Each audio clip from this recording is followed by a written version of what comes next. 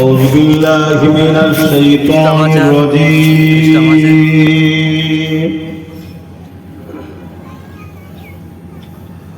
بسم الله الرحمن الرحيم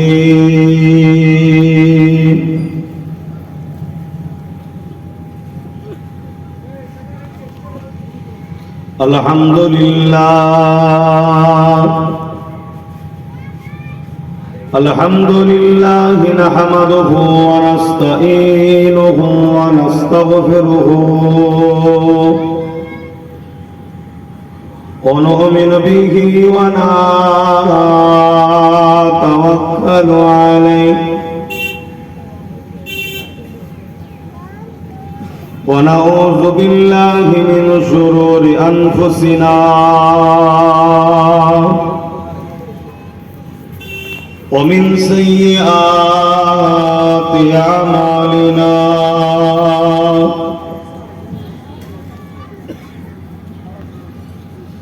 من يهدي الله فلا مضل له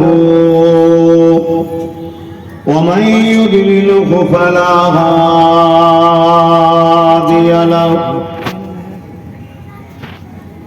ونشهد أن لا إله إلا الله وحده لا شريك له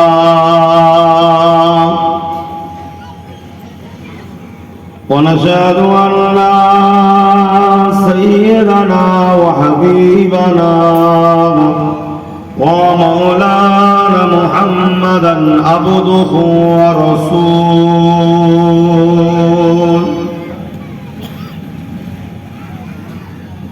أما بعد فيا أيها الحاضرون رحمكم الله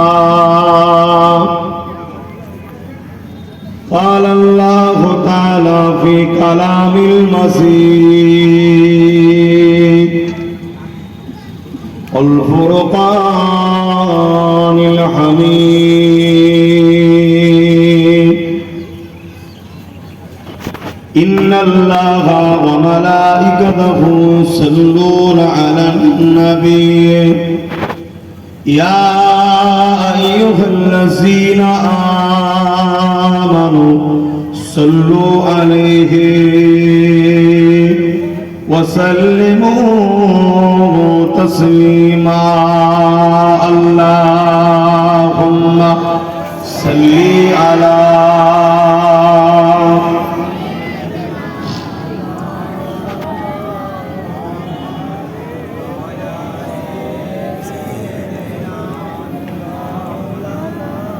আমার বাপজানেরা ভাইরা ভক্তির সাথে পড়েন যত দিন যাচ্ছে আস্তে আস্তে আমরা দিন ইসলাম থেকে অনেক দূরে সরে যাচ্ছি আর যত দূরে সরে যাচ্ছি আস্তে আস্তে আমাদের সমাজগুলো সেই জাহিলিয়াতের সুখ আবার ফিরে আসছে অশান্তি ফিতনা ফাসাদ আস্তে আস্তে অভাব অনটন সর্বদিক দিয়ে আমাদেরকে জড়িয়ে ধরছে খেয়াল করে দেখো আসে নবীর উপরে ভক্তি ভরা ভালোবাসায় দরুদ পড়ুন যে রাসূল না হলে আল্লাহ কোনো কিছু বানাতেন না আল্লাহ কোরআনে বললেন সাল্লু তোমরা দরুদ পড়ো আল্লাহ দরুদ পড়ার হুকুমও দিয়েছে একটু ভক্তি ভালোবাসায় পড়ে আহা সারা জীবন যে নবী আমার আপনার জন্য কেঁদেছেন আজও কাঁদছেন কি আপনারা মানেন তো নাকি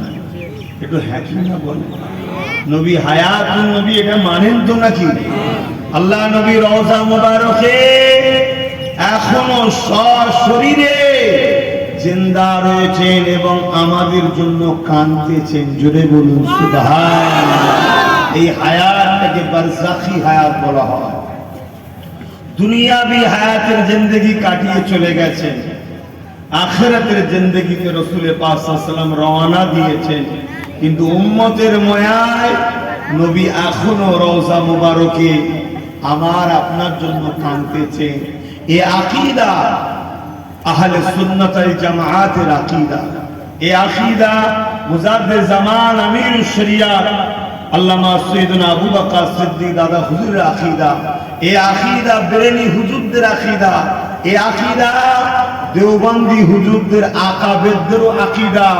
নবী আমার হায়াতে আছেন, জোরে বলুন সুবহানাল্লাহ। সমাজে কিছু ইহুদিদের অনুসারী বেরিয়েছে, তারা রাসূলকে মরা জানে, নাউযুবিল্লাহ বলেন। আমাদের নবী মরা নবী নয়, আমাদের নবী হায়াতুন নবী। সেই নবীর উপরে দরুদ পড়ছেন যে নবী আজও আমাদের জন্য কাঁদছেন। একটু ভক্তি ভরা ভালোবাসায় পড়বেন না? বলেন পড়বেন না? বাধ্য পড়ব।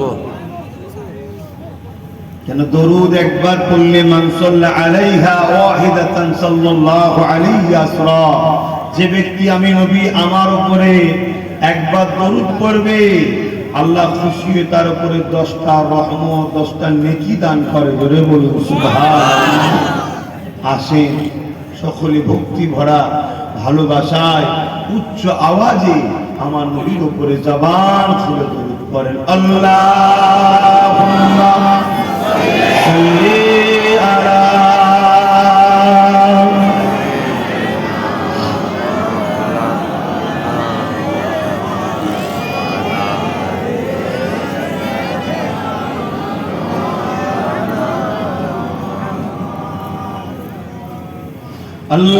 Allahumma salli ala sayyidina maulana Muhammad wa ala alihi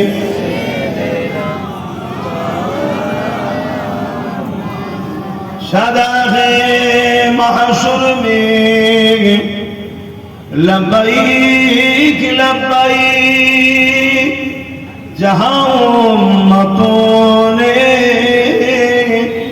पुकारा मुहम्मद, हमें जानो दिल से प्यारा मुहम्मद, मुहम्मद के गमों है हमारा मुहम्मद। Allahumma salli ala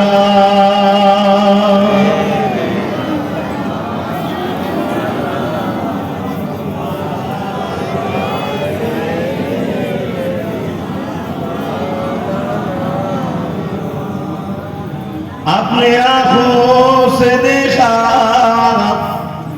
नहीं है मगर उनकी तस्वीर सीने में मौजूद है, जिनकी खुशबू से महका ऐ सारा जहां, ओ खुशबू नबी के पसीने में है। अल्लाहुम्मा सल्ली अला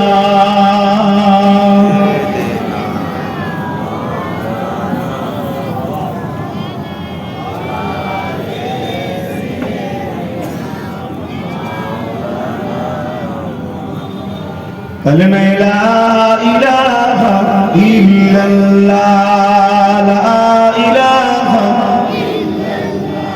ला इलाहा इल्लल्लाह मुहम्मदुर रसूलुल्लाह, ला इलाहा इल्लल्लाह, ला इलाहा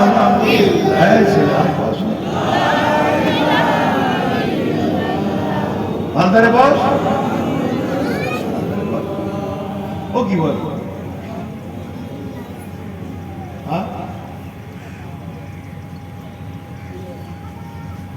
कलमा ला इलाहा इल्लल्लाह, ला इलाहा